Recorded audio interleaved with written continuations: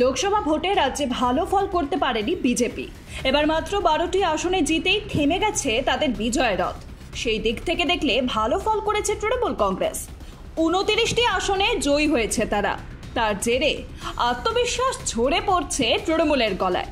তবে এই ফল দেখে তৃণমূল কর্মীদের উচ্ছ্বাসের কোনো কারণই যে নেই, আর বিজেপি কর্মীদের হতাশ হওয়ারও কোনো কারণ নেই। কারণ প্রাপ্ত ভোটের নিরিখে পশ্চিমবঙ্গে বিধানসভা অনুযায়ী আসন বিন্যাসে জমি হারিয়েছে তৃণমূল কংগ্রেস। অন্যদিকে 6টি লোকসভা আসন হারিয়েও বিধানসভার নিরিখে ভোটের পরিমাণ বেড়েছে বিজেপির। 294 সদস্যের রাজ্যে বিধানসভায় তৃণমূলের সঙ্গে প্রধান বিরোধী দল বিজেপির ব্যবধান কমেছে। 2021-এর বিধানসভা ভোটে 213 আসনে জেতে তৃণমূল কংগ্রেস। বিজেপি 77টিতে জিতে প্রধান বিরোধী দল হয়। সেবার প্রার্থীর মৃত্যুর কারণে মুর্শিদাবাদ জেলার শমশেরগঞ্জ এবং জঙ্গিপুরে ভোট স্থগিত ছিল। পরে ওই দুটি আসনে জিতে 215 হয়েছিল তৃণমূলের।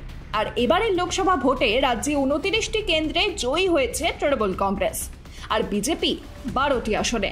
তাৎপর্যপূর্ণভাবে লোকসভা ভোটের নিরিখে রাজ্যের 192টি বিধানসভা আসনে এগিয়ে রয়েছে তৃণমূল কংগ্রেস, বিজেপি এগিয়ে 90টিতে।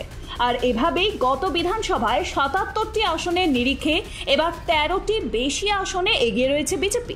অন্যদিকে তমলুক আসনে প্রায় 78,000 এবং কাঁথিতে প্রায় 4,000 ভোটের ব্যবধানে বিজেপি জিতেছে। কাঁথি লোকসভা কেন্দ্রের 7টি বিধানসভার মধ্যে 6টিতে এগিয়ে বিজেপি, আর তমলুক লোকসভা কেন্দ্রের 7টি বিধানসভাতেই এগিয়ে রয়েছে পদ্ম শিবির।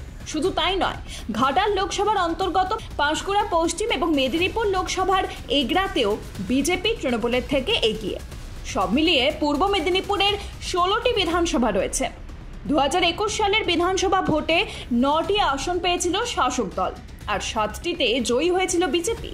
এবার পটাশপুর ব্যতীত 15টি বিধানসভায় গিয়েছে বিজেপির পক্ষে। Bureau report, Pritam Bangla.